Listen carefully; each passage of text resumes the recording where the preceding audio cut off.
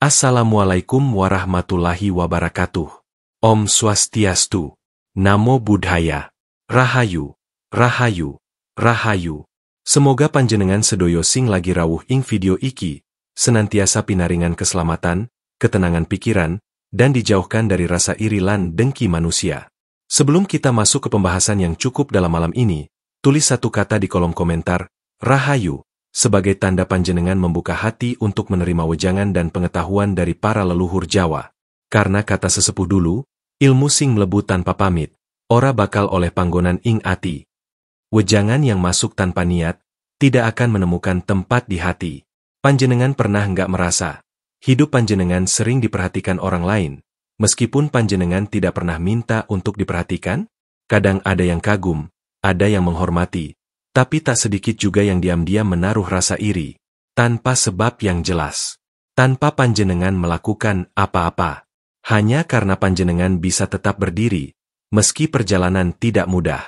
Dan yang lebih aneh lagi, meskipun ada yang menahan, menutup jalan, atau bahkan berharap panjenengan gagal, tetap saja ada jalan lain yang terbuka. Seakan-akan, takdir panjenengan sudah dikunci dari atas. Tidak bisa diganggu. Tidak bisa digugat. Kalau panjenengan lahir di weton pahing, mungkin apa yang saya ucapkan ini, sudah sering panjenengan rasakan. Tanpa perlu diceritakan, tanpa perlu dijelaskan, takdir berjalan sendiri, tidak menunggu izin siapapun. Bagi masyarakat Jawa, weton bukan hanya penanda tanggal lahir. Weton adalah getaran hidup. Saat seseorang lahir, langit, bumi, arah angin, bahkan energi gaib ikut menyaksikan. Dan dari kombinasi itulah, terbentuk watak, perjalanan, dan pancaran aura seseorang. Weton pahing dipercaya membawa energi pergerakan dan perlindungan tak kasat mata. Mereka bisa jatuh, bisa dihina, bisa diremehkan, tapi tidak bisa dikandangi terlalu lama. Akan selalu ada momen, di mana semesta seperti menarik mereka kembali ke jalur takdir. Sampun cekap kita mangerteni sak derenge, bahwa weton bukan sekadar angka tanggal lahir. Kini, kita mulai menyingkap satu persatu lembar takdir yang dibawa oleh weton pahing. Bayangkan panjenengan duduk di beranda rumah kayu, malam mulai turun perlahan, suara jangkrik terdengar lirih, dan angin lewat membawa aroma tanah basah. Inilah saatnya kita membuka pembahasan inti, perlahan, tapi dalam. Saben weton duweni lakune dewe. Nanging pahing, lakune ora mung lempeng, nanging uga ada dekake wong liyane gumun. Setiap weton punya jalannya masing-masing. Tapi pahing, jalannya bukan sekadar lurus, melainkan juga membuat orang lain tercengang. Maka mulai sekarang, kita masuk ke inti pembahasan, dimulai dari hal pertama yang paling kuat dari diri seorang pahing. 1. Aura orang pahing. Tenang, tapi menggetarkan. Wong pahing kui ora ake suara, nanging kehadirane gawe owah suasana. Orang pahing itu tak banyak bicara, tapi kehadirannya mengubah suasana. Orang yang lahir di weton pahing seringkali terlihat biasa saja dari luar. Mereka tidak selalu tampil mencolok atau berusaha menarik perhatian. Bahkan sebagian besar dari mereka justru lebih suka berada di pinggir, mengamati daripada tampil menjadi pusat keramaian. Tapi justru dari sinilah keunikan mereka muncul. Saat mereka diam, justru energi mereka bekerja. Di banyak cerita masyarakat Jawa, ada ungkapan bahwa aura pahing itu seperti bara dalam sekam. Tidak menyala terang seperti api unggun, tapi ia hidup di dalam. Diam-diam menyimpan panas. Diam-diam memberi rasa. Orang yang peka bisa merasakannya. Ada semacam keteduhan yang terasa. Namun anehnya, keteduhan itu juga mengandung wibawa yang tidak bisa dijelaskan. Bayangkan panjenengan berada di sebuah ruangan bersama banyak orang.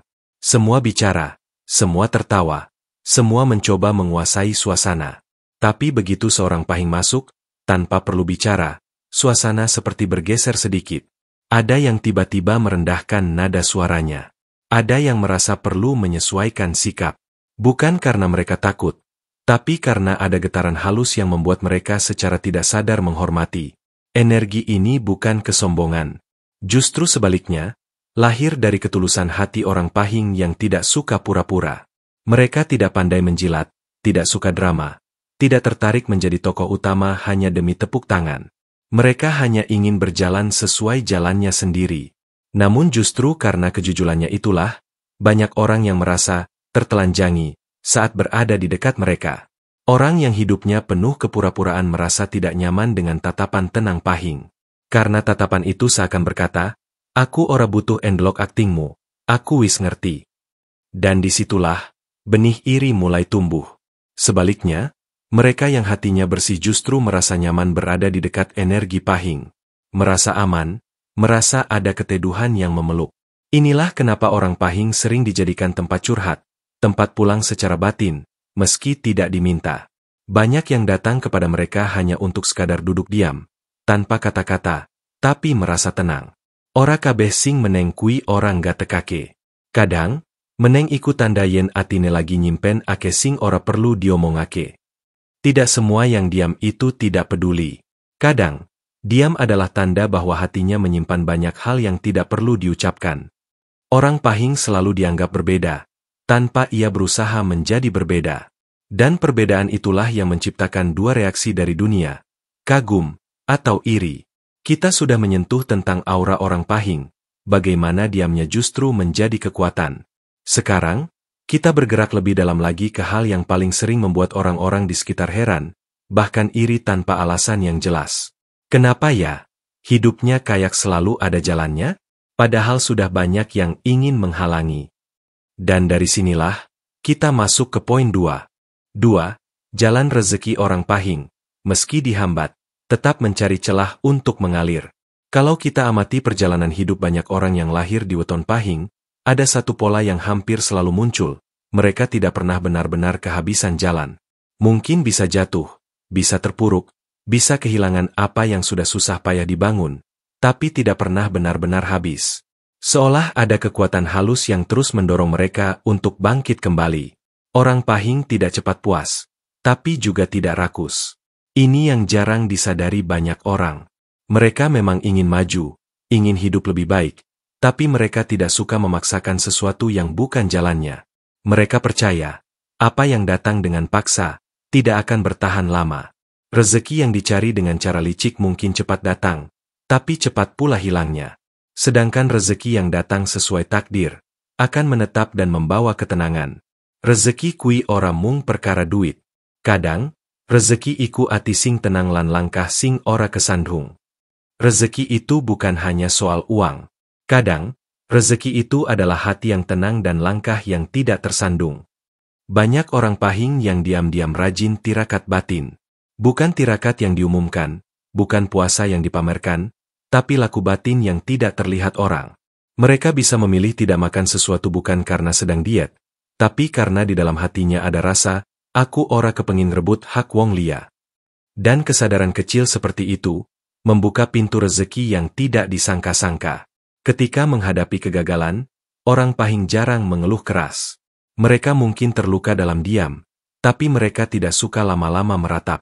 Justru di saat jatuh itulah, naluri mereka sebagai pejalan takdir bekerja. Pelan-pelan, mereka mencari celah sekecil apapun untuk kembali bergerak.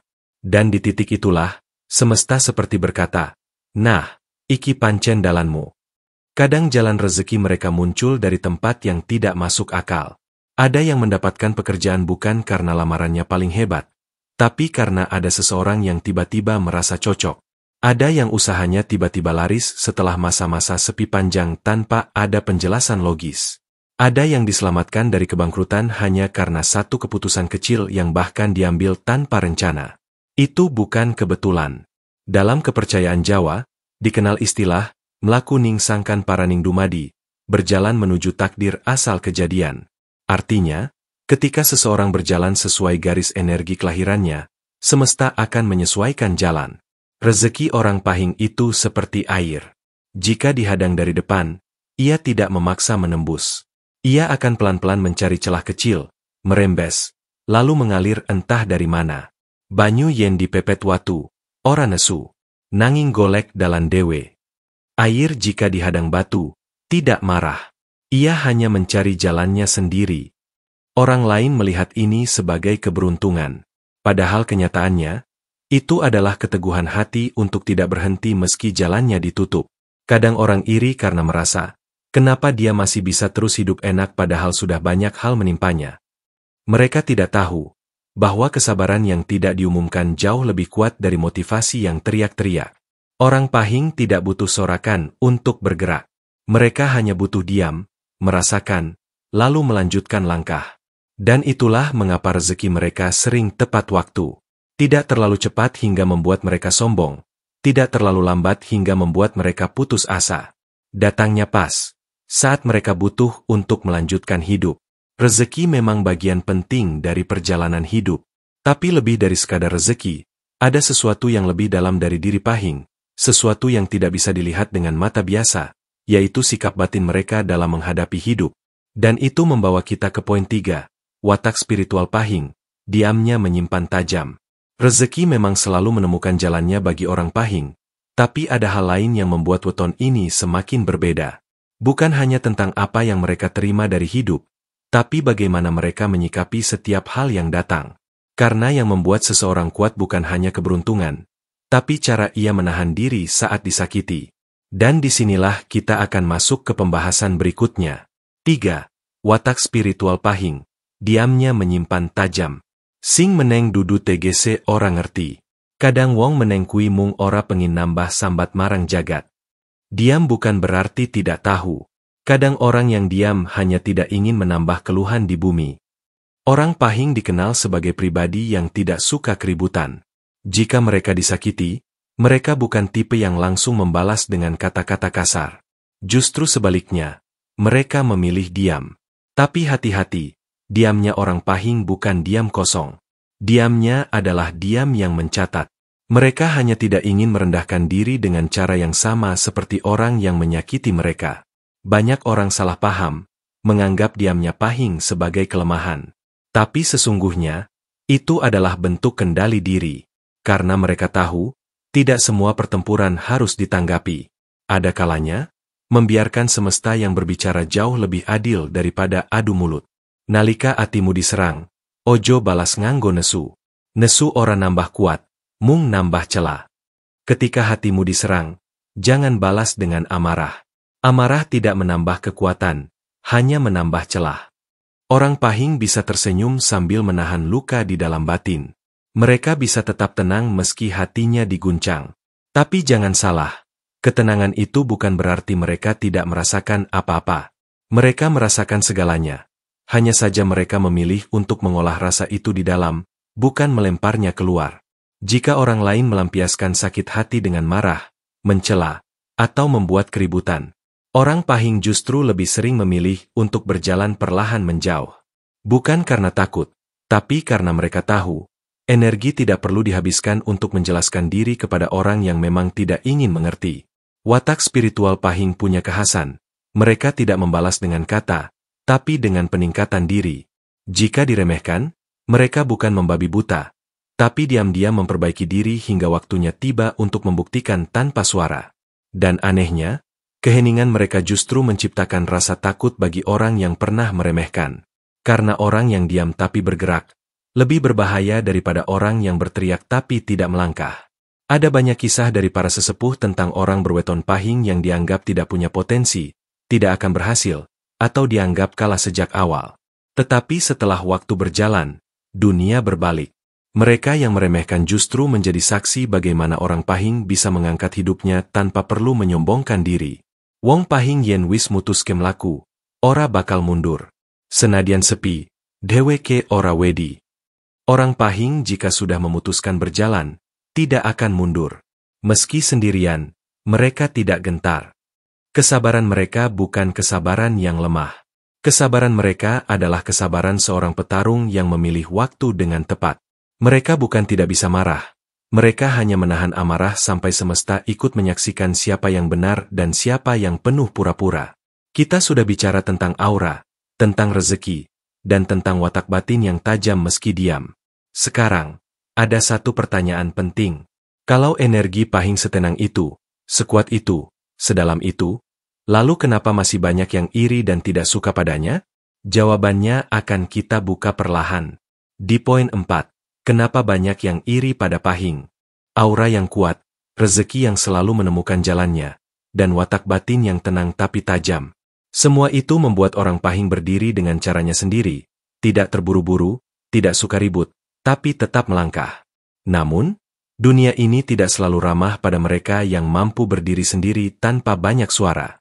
Dan disinilah, iri mulai menunjukkan wajahnya. 4. Kenapa banyak yang iri pada weton pahing? Wong sing oran duweni ketenangan, bakal nesuning atien weruh wong lia meneng nanging tetep tegak. Orang yang tidak punya ketenangan, hatinya akan marah ketika melihat orang lain diam tapi tetap tegak. Iri itu sering muncul bukan karena orang pahing lebih kaya, bukan karena mereka lebih terkenal. Bahkan seringkali, orang pahing menjalani hidup dengan sederhana, tenang, tanpa banyak pamer. Lalu, kenapa masih ada yang tidak suka? Jawabannya sederhana, karena ketenangan itu menyakitkan bagi hati yang gelisah. Orang yang hidup dengan banyak kegelisahan batin, saat melihat seseorang bisa tetap tenang meski hidupnya tidak sempurna, mereka akan merasa tercermin kelemahannya sendiri. Dan orang yang tidak siap bercermin, akan menuduh cermin yang salah. Kadang, wong sengit ora amarga kowe luwih apik, nanging amarga kowe yeso tetep urip senajan ora ditulungi. Kadang, orang membenci bukan karena kamu lebih hebat, tapi karena kamu tetap bisa hidup walau tidak didukung. Orang pahing tidak mudah meminta bantuan. Mereka lebih memilih berdiri sendiri, mencari jalan sendiri, bahkan jika itu berarti berjalan lebih lambat. Dan di mata orang yang butuh pengakuan, sikap mandiri itu terlihat seperti kesombongan. Padahal, itu bukan kesombongan. Itu harga diri. Wong pahing ora kepengin ngerepotke wong lia. Mereka lebih suka jatuh diam-diam daripada harus merengek agar dikasihani banyak orang. Sifat inilah yang sering disalahpahami. Di mata sebagian orang, pahing terlihat tidak butuh siapa-siapa. Dan ketika seseorang terlihat tidak butuh, ego manusia lain mulai terusik. Muncul rasa, kok yeso? Kok dia bisa tanpa kita? Kok dia tidak menghina saat dihina? Kok dia tetap jalan tanpa menoleh? Itulah bibit iri yang paling halus. Iri tidak selalu muncul dalam bentuk kebencian terang-terangan. Kadang iri itu berbentuk bisik-bisik kecil. Ah, dia cuma beruntung. Lihat saja nanti, pasti jatuh. Tenang sekarang, tapi nanti pasti butuh orang juga. Yang menggelitik adalah, banyak dari mereka menunggu kejatuhan orang pahing bukan karena peduli, tapi karena ingin membuktikan bahwa ketenangan tidak selamanya menyelamatkan. Mereka ingin melihat pahing jatuh hanya agar hatinya merasa lebih lega. Tapi, kejatuhan orang pahing tidak seperti kejatuhan kebanyakan orang. Mereka jatuh dalam diam, dan bangkit dalam diam juga. Tidak heboh saat kalah, tidak pamer saat menang. Dan pola ini, membuat iri semakin membesar. Karena orang yang iri tidak tahan melihat seseorang yang tetap berjalan tanpa perlu berteriak. Keheningan orang pahing adalah cambuk bagi mereka yang hidup dari pengakuan. Iri iku lahire saka ati sing ora gelem nampa menawa Gusti maringi takdir sing beda marang saben uwong. Iri lahir dari hati yang menolak menerima bahwa Tuhan memberi setiap orang takdir yang berbeda. Jika ada yang iri, tentu akan ada pula energi negatif yang dikirim, baik dari lisan, batin, atau pandangan mata. Namun ada satu hal yang sering orang tidak tahu. Orang pahing bukan hanya berjalan sendirian. Menurut kepercayaan leluhur, mereka memiliki pelindung halus yang tidak banyak dibicarakan. Dan kini, kita sampai pada bagian terakhir dari inti pembahasan ini. Kita sudah membahas tentang aura mereka, rezeki yang selalu menemukan jalan, ketenangan yang menyimpan ketajaman, hingga iri yang datang dari hati-hati yang tidak tenang. Namun, pertanyaan terbesar masih tersisa. Jika banyak yang iri, jika banyak yang tidak suka, jika banyak yang berharap kejatuhan orang pahing, lalu kenapa mereka tetap bisa berjalan tanpa tersentuh? Jawa punya satu keyakinan halus, dan dari sinilah kita masuk ke pembahasan terakhir yang paling misterius. 5. Pelindung gaib orang pahing. Tameng yang tak terlihat, tapi terasa. Wong sing ora seneng gawe piala marang wong lia, biasane luih disayang jagat. Orang yang tidak suka menebar mudarat pada orang lain, biasanya lebih disayangi oleh semesta. Dalam kepercayaan Jawa kuno, tidak semua perlindungan datang dari kekuatan yang terlihat. Ada perlindungan yang tidak berbentuk tameng, bukan pula kekuatan yang menyerang, tapi berupa paling atau pengalihan. Pahing adalah salah satu weton yang diyakini memiliki energi dipalingke, dilindungi dengan cara dialihkan dari bahaya. Bukan berarti mereka tidak pernah diserang. Justru sering sekali ada niat buruk yang diarahkan kepada mereka, baik berupa pandangan iri, ucapan sinis, atau bahkan doa buruk yang disembunyikan dalam hati manusia. Namun anehnya, niat-niat itu sering tidak sampai. Kadang ada orang yang hendak menjatuhkan mereka, tapi niatnya tiba-tiba hilang, berubah, atau tertunda. Ada yang sudah menyiapkan rencana buruk, tapi justru rencana itu mengenai dirinya sendiri. Ada yang ingin menjebak, tapi justru dialah yang jatuh lebih dulu. Dudu merga wong pahing kui sakti. Nanging merga dheweke ora seneng ganggu uripe wong liya. Bukan karena orang pahing itu sakti, tapi karena mereka tidak suka mencampuri hidup orang lain. Semesta cenderung menjaga orang yang jalannya lurus dan tidak suka menebar masalah. Orang pahing lebih suka menarik diri daripada terlibat konflik. Mereka tidak suka ikut bergosip tentang hidup orang, tidak suka berebut perhatian, dan tidak sibuk membuktikan dirinya lebih baik dari yang lain. Kelakuan batin seperti ini memunculkan frekuensi energi yang halus dan kuat. Saat ada energi negatif datang, energi orang pahing tidak melawannya, tapi membuatnya berbelok arah. Inilah yang disebut para sepuh sebagai dipayungi tapi ora katon payunge. Dilindungi, tapi tidak terlihat pelindungnya. Orang-orang yang iri tidak sadar bahwa mereka sedang berbenturan bukan dengan kekuatan manusia, tapi dengan pola takdir. Dan takdir tidak bisa dikalahkan oleh kebencian. Ada banyak cerita dari dusun-dusun tua tentang seseorang berweton pahing yang dihina, dijatuhkan dalam pergaulan, bahkan dihalangi rezekinya. Namun setelah bertahun-tahun, justru orang-orang yang dulu meremehkannya lah yang datang menghampiri, entah untuk minta bantuan atau sekadar meminta restu. Bukan karena pahing ingin balas dendam, tapi karena ia tetap berjalan, bukan menyimpan benci. Wong sing ora nyimpen geting, uripe luwih gampang diangkat. Orang yang tidak menyimpan dendam, hidupnya lebih mudah diangkat. Energi pelindung orang pahing bukan pelindung yang menyerang. Ia bekerja dengan cara menjauhkan panjenengan dari orang dan situasi yang tidak membawa manfaat. Terkadang terasa seperti kehilangan, seperti dijauhkan dari seseorang atau suatu tempat tanpa alasan jelas. Tapi setelah waktu berlalu, baru kita sadar, ternyata itu bentuk perlindungan. Semesta kadang tidak hanya menjaga dengan memberi, tapi juga dengan mengambil. Dan orang pahing seringkali diselamatkan bukan dengan hadiah, tapi dengan dijauhkan dari lingkaran yang bisa menjatuhkan mereka. Inilah tameng tak kasat mata orang pahing. Bukan tameng yang berwujud cahaya, tapi tameng yang berupa kebijakan semesta. Yen ora becik, ojo dicedhaki. Yen ora perlu, ojo diparing lebu. Jika tidak baik, jangan didekatkan. Jika tidak perlu, jangan dibiarkan masuk. Kini, semua lembar takdir sudah terbuka. Kita sudah melihat wajah pahing dari sisi yang tidak banyak diceritakan orang, bukan hanya wataknya, tapi juga perlindungan gaib yang menyelimutinya. Dan sekarang, kita masuk ke bagian akhir, tempat di mana semua pembahasan dirangkum menjadi satu pesan batin. Orang pahing boleh kalah sementara, tapi tidak akan kalah selamanya.